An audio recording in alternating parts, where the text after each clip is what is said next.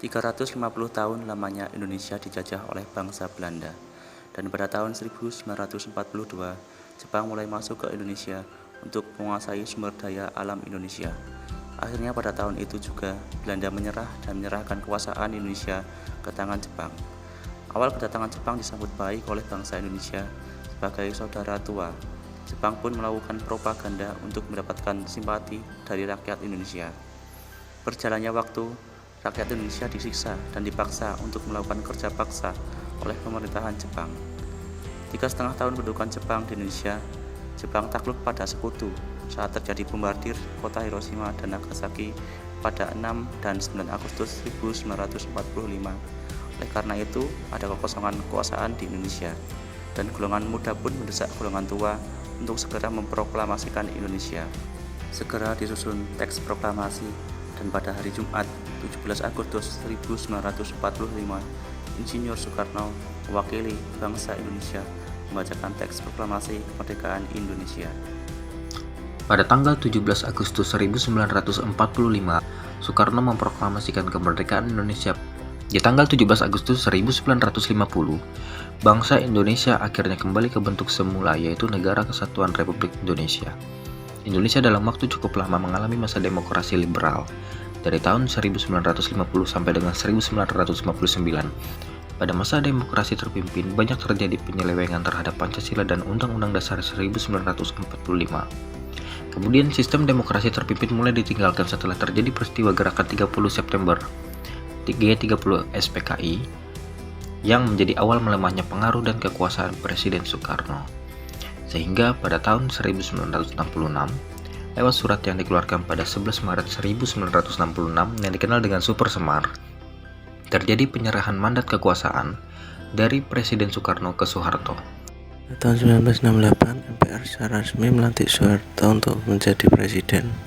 Presiden Soeharto memulai orde baru dalam dunia politik Indonesia dan secara dramatis mengubah kebijakan luar negeri dan dalam negeri dari jalan yang ditempuh Soekarno pada akhir masa jabatannya. Pada pertengahan 1997, Indonesia diserang krisis keuangan dan ekonomi Asia disertai kemarau terburuk dalam 50 tahun terakhir dan harga minyak, gas, dan komoditas ekspor lainnya yang semakin jatuh. Tahun 1998, para demonstran yang awalnya dipimpin para mahasiswa meminta pengunduran diri Soeharto. Di tengah gejolak kemarahan massa yang meluas serta ribuan mahasiswa yang menduduki gedung DPR dan MPR, Soeharto mengundurkan diri pada 21 Mei 1998. Dr. Haji Susilo Bambang Yudhoyono adalah Presiden RI ke-6 dan Presiden pertama yang dipilih langsung oleh rakyat Indonesia. Pada 20 Oktober 2004, Majelis Pemusyawaratan Rakyat melantik beliau menjadi Presiden. Pada 5 Desember 2005, Presiden Yudhoyono melakukan perombakan kabinet untuk pertama kalinya dan telah melakukan evaluasi lebih lanjut atas kinerja para menterinya. Presiden melakukan perombakan kedua pada 7 Mei 2007.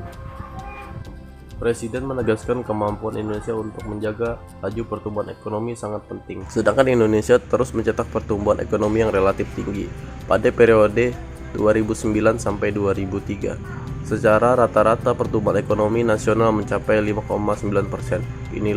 Ini jauh lebih tinggi dari pertumbuhan ekonomi Amerika Serikat, Eropa, dan Jepang pada kurun waktu yang sama. Pada tahun 2014 sampai dengan sekarang, di mana pada masa kepemimpinan Presiden Joko Widodo, pembangunan sangat pesat yang ditunjukkan dengan semakin banyaknya infrastruktur yang terbangun dalam mendukung era Industri 4.0, serta perampingan birokrasi dalam memudahkan masyarakat menerima pelayanan di tengah situasi COVID yang berlangsung sejak 2019 sampai dengan saat ini, serta perang di belahan dunia yang dapat mengancam kedaulatan negara Indonesia.